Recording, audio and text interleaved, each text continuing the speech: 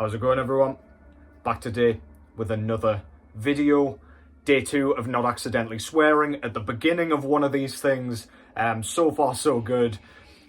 Today I thought I would do a quick contest entry for a channel that has been supporting me since the beginning of my channel, since I first started like just over a year ago or so. Yeah, they were shouting me out, giving me loads of exposure when I first started, and they didn't have to do that. It was really, really fucking cool of them. And what's happened is they've recently just hit 1,000 subscribers. The channel, of course, that I'm talking about, as you will see in the actual title of this vid, is Metal Miners. So that's Anthony and Cody, father-son duo over there. Absolute death metal fiends, with bits of black metal here and there as well.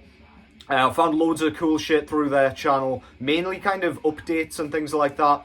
But yeah, Anthony's proposed a challenge here for hitting 1,000 subscribers, which, by the way, unbelievable kind of landmark to hit. Very, very cool. I can't believe it's taken this long for you guys to get 1,000. I honestly thought you'd long surpassed that by now. Well deserved, more than deserved, super underrated. Please go and check out their channel if you haven't already. Lovely guys. Really enjoy the dry sense of humor from Anthony as well. Really fun watch, but really knowledgeable guys as well. Yeah, so the challenge that Anthony has proposed here is an ABC 1, 2, 3 sort of challenge. So it's basically 3 questions or 3 categories that you've got to hit, and just kind of come up with some albums or bands that fit said category, basically. I will explain which categories they are as we're going through. What's going on in the background, first of all, just get this out of the way. I've shown this loads. I'm not going to talk too much about it. This is Grotesque, Within the Embrace of Evil. This is a bunch of kind of, it's a compilation basically of a bunch of demos, I believe. And this is kind of blackened death metal from Sweden, Gothenburg, I believe. Thomas Lindberg is on vocals here, of course, of At the Gates fame. But yeah, this is absolutely killer. Super infernal, super evil, ridiculously blasphemous. Makes you want to kind of draw fucking pentagrams on the floor and set fire to it and just lie in the middle of it and see what the fuck happens. Absolutely killer. Go and check it out if you haven't already. So yeah, let's just kick this thing off, shall we? Congrats again to Metal Miners. Killer shit. So, category A for the ABC section is show your favourite album. Now, this was no contest. You know where I'll have been going with this if you know me at all. Anybody new to the channel, just a heads up, I show this one whenever I get the excuse and the opportunity to. Of course, my favourite album of all time is Death's Leprosy. Favourite extreme metal album, favourite album in general. This shit got me well into the kind of more extreme side of things. I discovered Cancer and Autopsy around this time as well, but I was drawn in by the artwork on this thing. The songs are super catchy, super memorable, love the drum sound. The artwork, of course, the Ed Repka artwork is iconic. This, for me, is the epitome of Death's sound. If not this one, then Scream Bloody Gore, of course, very much in the same wheelhouse. But this is absolutely stellar, stellar stuff. That's from 1988, I believe. And yeah, undoubtedly my favourite album. So yeah, nice easy one to start off. Category B is show your favourite band. Now this one was difficult. I could have picked a bunch of bands, but I've tried to narrow it down. This is the band that, I don't know, they always just excite me when they're coming out with new music. I discovered them in 2015 with the release of their 3rd full-length album. But the band in question is Mgła from Poland. These guys play a sort of melodic black metal, but it's more on the dissonant side. It's not like super pretty and, I don't know, it doesn't sound like there's snowflakes falling around you and it's like really beautiful. In fact, the opposite. This feels like you've just got no hope left. It's absolutely nihilistic, full of despair, misery, helplessness, and it just makes you feel absolutely fucking forlorn. Absolutely splendid. This band, I think, has a new album coming out this year, supposedly. It's been kind of teased by the No Solace sort of Facebook page and stuff like that.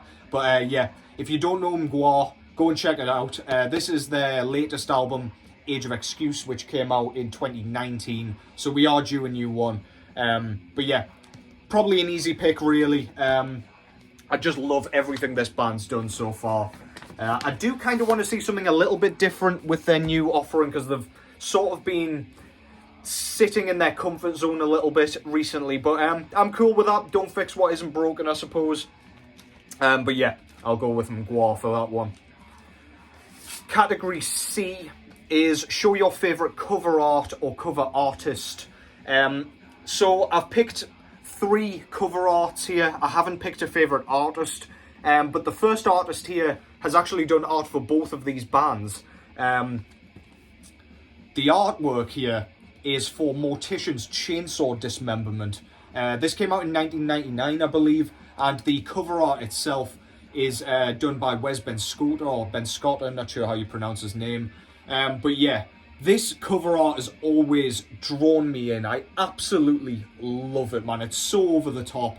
What we've basically got here is a classic horror scene, I suppose, with a chainsaw-wielding maniac stood in his kind of lit-up porch, just admiring his handiwork. He's clearly already sawn this guy to bits, and this unfortunate lady has already had her leg hacked off, but yeah, she's about to, I don't know, succumb to the blade once more, I assume. But I love the kind of head mounted on a spike. We've got another dead body here.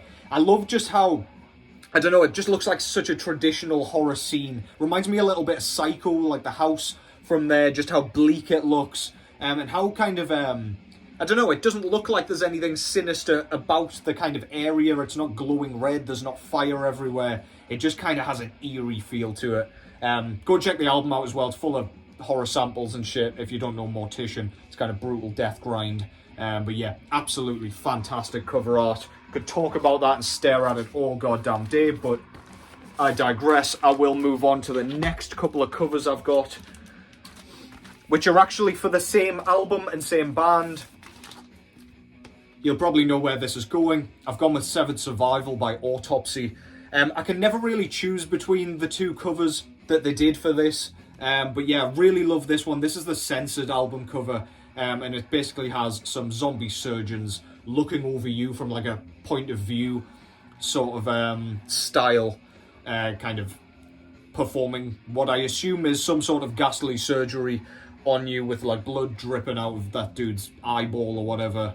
Yeah, it's just, I don't know, it's super macabre, super over the top. The fact that this is the censored one is almost laughable, because I find this one a bit more disturbing, to be honest. But yeah, so that's my pick for that one.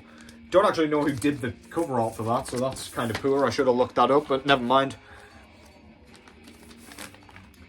And the other one is this version. So this is the uncensored version, of course, or I assume, of course, inspired by the Hellraiser film with the sort of hooks ripping skin off, kind of pleasure through pain sort of thing. The actual logo itself is mixed into the background of the cover art. It's kind of made up of various unspecified body parts, which I think is cool as shit as well.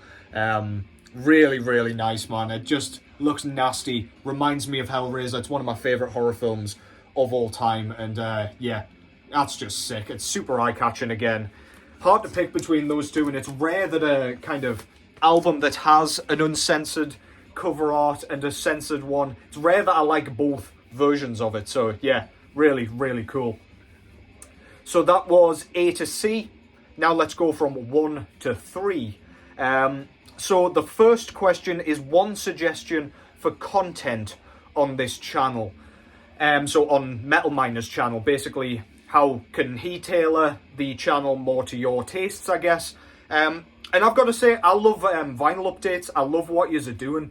It's a great way of discovering new music. It's a great way of kind of seeing releases that maybe I've ordered, and I'm looking forward to kind of seeing it so much that I want to see it in the flesh, on vinyl or CD, whatever you're showing. But I've got to say, I do like a good list as well. So Drucifer's just started doing a sort of Mount Rushmore sort of thing. That was based on my question. That's the kind of shit I really like. I like to see what kind of makes people tick So if you're a death metal fan, I want to know what you think are the godfathers of death metal, Godfather albums of death metal, I should say. Just things like that. Don't go too overboard with it, because by all means the content as it is brilliant. But yeah, maybe a few lists, top 10s, shit like that. We metalheads love lists, so I'll go with that for question 1. Question 2 is 2 bands you would like to see new material from in 2024. So Mgwa could be one of them, but I'm pretty sure they do have a new album coming out, so I will leave that one. A few artists have already announced albums or even brought out albums that I would have picked as well, Spectral Voice being one of them. Cruciamentum nearly ended up on that sort of list, but they managed to bring out an album at the back end of last year, which was great to see. The two bands that I would pick for this one would be Dead Congregation. I say this all the time, but we're long overdue a new album. I think the last thing they brought out was Somber Doom, which was around 2016, 2017, I want to say. So yeah, long overdue a brand new album from them. And the other band that I want to see some new material from, not because they haven't been bringing music out, because they have been, but because of the style, and I want to see what they're going to do next, is Worm from Florida. The last thing that they did with Dream Unending, the Starpath EP split, whatever you want to call it, it left a lot to be desired for me. I think they're kind of stuck at a bit of a crossroads in their style, so I really want to see like a full-length album from them, just to see if I should be along for the ride, or if this is where we're going to part ways kind of thing. It's exciting, it's nerve-wracking, because I loved Foreverglade. I did enjoy Blue Nothing as well. I'm just really excited to see what they do next, regardless of which direction they head in. But yeah, they're my picks. And question 3, finally, last but not least, is 3 favourites from 2023. So I've pulled these off the shelf just so you've got something to look at. I won't go too much into detail on any of them because I've spoken about them a ton already.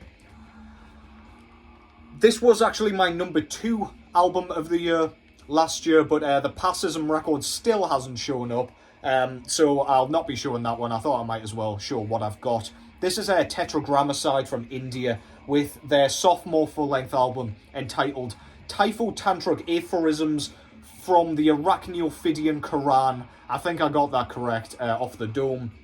But yeah, this is really blasting, really in your face, super like crushing, punishing, immersive and claustrophobic black and death metal. At times this band reminds me a bit of Nile, just in their approach and the production. But yeah, this has a really kind of traditional Indian feel. I don't know what the instrument is that's used at the beginning of a lot of these tracks, but it really just kind of absorbs you into the whole blasphemous concept that they've got going on for this one. It's absolutely stellar. I love the album cover as well. I do have the flag up on my wall over there, but yeah, stellar shit, man. This was number 2, as I said. I've picked number 2 to number 4 here, just so yous have got like I'll piss around with that later. Already mentioned this band, but my number 3 pick was this one. This is Obsidian Refractions by the mighty Cruciamentum from the UK/US. This is their sophomore, long-awaited. Their debut, Charnel Passages, came out in 2015. This one only came out last year, so similar sort of waiting frame as a Dead Congregation. So let's see some new material from those Greek motherfuckers. But yeah, this is absolutely brilliant, dense as hell, very cavernous, very dissonant death metal in the vein of Dead Congregation, Vasivus, Incantation even, if you want a lazy comparison there, even Fossilization from Brazil. Really well written, love the lead work, it's punishing, it's brutal, it's got those tempo shifts that kind of gives you a bit of respite throughout this thing. Absolutely stellar. Cannot go wrong with that band so far, in my opinion. Oh, first time. And finally, the more conventional of the 2 sister albums. This is Anthronomicon by Ulthar. This was part of a 2-part sort of thing. They brought out 2 albums at the same time. This one is more conventionally structured, I would argue. So it's got 9 tracks, 8 tracks here. So like, that's what you would expect from a typical album, whereas Helionomicon was just 2 20-odd minute tracks of kind of really weird, technical, progressive death metal. This still has all that technical stuff. It still has the progressions. It still has the weird sort of tempo shifts, the weird time signatures, the very, very sudden riff transitions, things like that. But this one really, really has stuck with me. It's weird, it's zany, it's bizarre, it's spacey, it's cosmic. It sounds Lovecraftian, as you can probably tell by that incredible, incredible cover art. Tentacles everywhere you look. My favourite track on here is probably Flesh Propulsion. It's got a really, really sick riff at the end of the track that just blows my tits off every time I hear it. Go and check that out if you haven't already. Go and check out the sister album as well, because that's brilliant too. But yeah, they're my picks for some of my favourites from 2023. So that's my contest entry. Hope you enjoyed that. Please go and check out the Metal Miners channel, because those guys are just lovely guys. Really, really kind of captivating to watch. Very knowledgeable, as I said before. They're killing it over there, hardworking. And yeah, just a credit to the metal community over here on YouTube and indeed Instagram as well, which they often frequent. But yeah, thanks for proposing this challenge. I do like these things. I wanted to do Shown Beasts, but I just wasn't quick enough. There's been a couple floating around, but I'm pleased I got around to this one. But yeah, that's it from me for today. Take care as always, and I will catch yous in the next one.